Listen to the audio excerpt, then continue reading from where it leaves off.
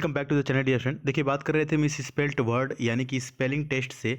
तो यहाँ से आपके एग्जाम में डेफिनेटली क्वेश्चन पूछे जाते हैं। इसको इम्प्रूव करने के लिए हमने दो तरीका भी आपको बताया था, एक पूछ कर अपने दोस्तों में। तो अब पूछने का समय तो है नहीं, उसको काटते हैं। बस सेकंड जो तरीका है वही बेहतर है कि जिस भी शब्द को हम बताएंगे पहले तो आप उसको नोट कर लेंगे और लिखने के बाद ना उसको अपने रफ पर लिख लिख करके प्रैक्टिस करेंगे। मतलब कि ये जो शब्द हमने दिया आपको, एक्यूमुलेट।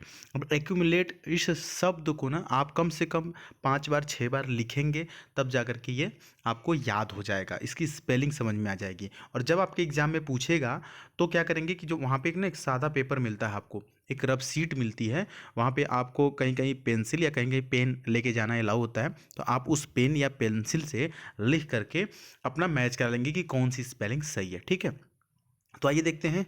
यहाँ पर जो पहला शब्द हमने लिया है एक्यूमुलेट, जिसका मतलब होता है संचय करना। तो इसकी स्पेलिंग देखेंगे ACCUMULATE। देखिए, एक चीज़ और ध्यान देंगे, आपके एयरफोर्स में ना डबल लेटर वाले शब्द बहुत ही ज़्यादा पूछे जाते हैं।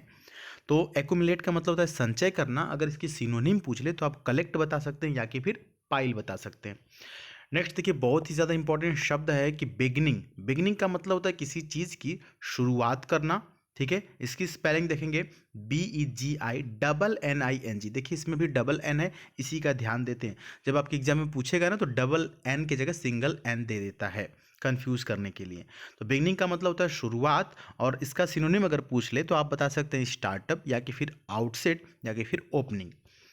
नेक्स्ट जो शब्द है वो काफ़ी इजी है, बट बच्चे बहुत बार गड़बड़ी करते हैं, और यह वर्ड जो है कि कई बार आ भी चुका है, इसलिए हमने इसको शामिल किया है। क्या लिखा है सर? एड्रेस लिखा हुआ है। एड्रेस में ध्यान देने की बात ये होती है कि ADDRESS होता है। तो डबल लेटर का यहाँ पर खेल है। आपके एग्जाम में जब पूछता है तो कभी कभी डबल एल डी की जगह सिंगल डी दे देता है, या डबल एस की जगह सिंगल एस दे देता है, तो वहीं पर आप कन्फ्यूज होते हैं। तो ADDRESS याद रहेगा, एड्रेस। नेक्स्ट देखिए, एम्बेसडर, बहुत ही ज़्यादा इंपॉर्टेंट शब्द यह भी है, एयरफोर्स में पूछा भी जा चुका है। एम्बेसडर की स्पेलिंग देखेंगे AMBASSADOR। आपने देखा कि डबल एस वाले शब्द हम ज़्यादातर प्रैक्टिस में करवाते हैं, क्योंकि डबल लेटर वाला, अगर मान लेते कि अगर 100 क्वेश्चन आया ना, तो 100 में से अगर मान लेते हैं परसेंटेज देखेंगे अगर, तो 100% अगर स्पेलिंग से क्वेश्चंस हैं तो कम से कम उसमें मान के चलिए कि 80% के आसपास डबल लेटर वाले ही पूछे जाते हैं। ठीक है, अम्बेसडर का मतलब क्या होता है? दूत होता है। अगर इसकी सिनोनिम की बात करें तो कमिश्नर इसकी सिनोनिम हो जाएगी, और कमिश्नर की स्पेलिंग भी आप लिख लीजिएगा, हम बोल दे रहे हैं COMMISSIONER। क्लियर? तो अम्बेसडर का मतलब हमने क्या होता है? दूत। नेक्स्ट देखते हैं, डेस्पेरेट। क्या लिखा है सर? डेस्पेरेट। डेस्पेरेट की स्पेलिंग देखिएगा DESPERATE। क्या बताया हमने? DESPERATE। डेस्पेरेट का मतलब होता है निराश या कि फिर मायूस। अगर इसकी स्पेलिंग आपने समझ लिया तो अगर सिनोनिम पूछे तो आप ओवरकम भी बता सकते हैं। नेक्स्ट देखते हैं कि अगला क्या दिया हुआ है।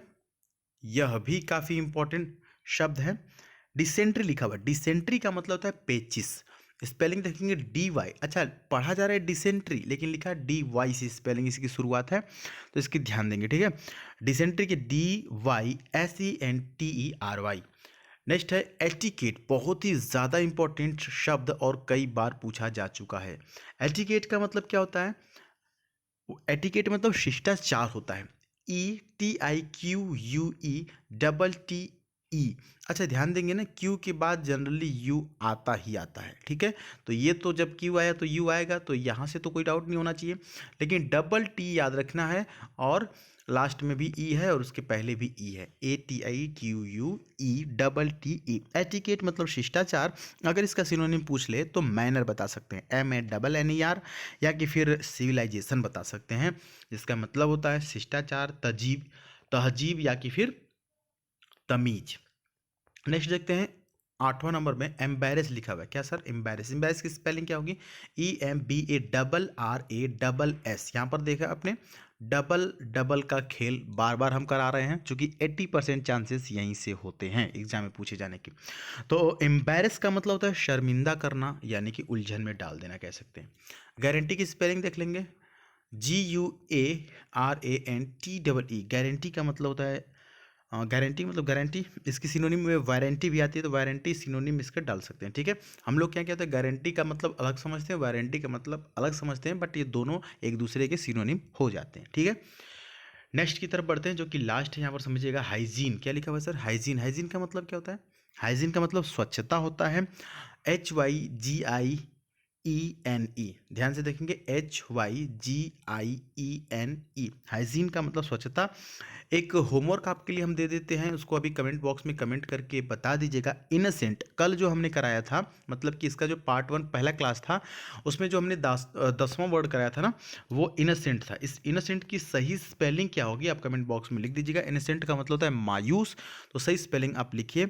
बाकी कोई भी डाउट हो तो पूछ सकते हैं। मिलते हैं फिर अगली वीडियो में, तब तक के लिए जय हिंद, वंदे मातरम।